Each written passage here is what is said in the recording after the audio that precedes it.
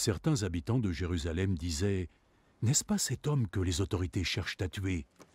Regardez, il parle en public et ils ne disent rien contre lui. » Les autorités pourraient-elles avoir reconnu que c'est lui le Messie? Mais quand le Messie doit arriver, personne ne doit savoir d'où il vient, tandis que nous savons tous d'où vient cet homme. Alors que Jésus enseignait dans le temple, il s'exclama « Me connaissez-vous vraiment? Et savez-vous bien d'où je viens? Je ne suis pas venu de ma propre volonté, mais celui qui m'a envoyé est digne de toute confiance. Vous ne le connaissez pas, mais moi je le connais, parce que je viens de lui, et il m'a envoyé. » Ils tentèrent alors de s'emparer de lui.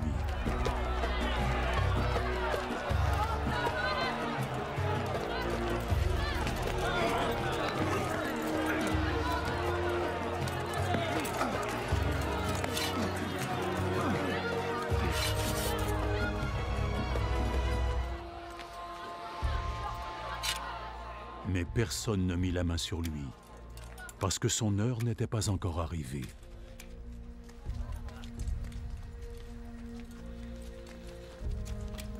Cependant, dans la foule, beaucoup crurent en lui. Quand le Messie viendra, accomplira-t-il plus de miracles que cet homme n'en a fait? Les pharisiens entendirent ce que les gens chuchotaient au sujet de Jésus. Alors, les chefs des prêtres et les pharisiens envoyèrent des gardes pour l'arrêter.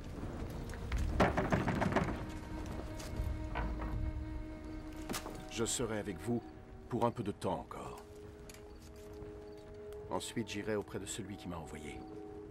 Vous me chercherez, mais vous ne me trouverez pas, parce que vous ne pouvez pas aller où je serai. Les autorités juives se demandèrent entre elles « Où a-t-il l'intention d'aller pour que nous ne le trouvions pas ?» Ira-t-il dans les villes grecques où vit notre peuple et enseigner aux Grecs? Il a dit que nous le chercherons, mais que nous ne le trouverons pas, et que nous ne pouvons aller là où il se rendra. Que voulait-il dire? Le dernier jour de la fête était le plus important, et Jésus, debout, parla d'une voix forte. « Si quelqu'un a soif, qu'il vienne à moi, et si quelqu'un croit en moi, qu'il boive. Comme disent les Écritures, des cascades d'eau vive jailliront au sein même du Messie. » Jésus parlait de l'Esprit de Dieu, que ceux qui croyaient en lui allaient recevoir. À cette période, l'Esprit Saint n'avait pas encore été donné, parce que Jésus n'avait pas encore été glorifié. Certains dans la foule avaient entendu ces paroles. « Cet homme est vraiment le prophète! C'est le Messie! Le Messie ne peut pas venir de Galilée! L'Écriture dit que le Messie sera aussi un descendant du roi David et qu'il naîtra à Bethléem, le village où David a vécu. » La foule se divisa à cause de Jésus. Certains voulaient qu'on l'arrête, mais personne ne mit la main sur lui. Quand les gardes rentrèrent, les chefs des prêtres et les pharisiens leur demandèrent « Vous ne l'avez pas arrêté? Jamais personne n'a parlé comme cet homme le fait. Alors il vous a trompé, vous aussi. Avez-vous eu connaissance d'un membre des autorités ou d'un pharisien qui croit en lui?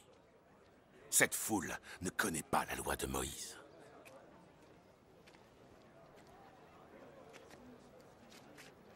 Ils subissent la malédiction de Dieu. » L'un des pharisiens présents était Nicomède, qui était allé voir Jésus quelque temps auparavant. Conformément à notre loi, nous ne pouvons condamner quelqu'un sans l'avoir préalablement entendu et sans que l'on sache ce qu'il a fait. Alors, toi aussi tu viens de Galilée.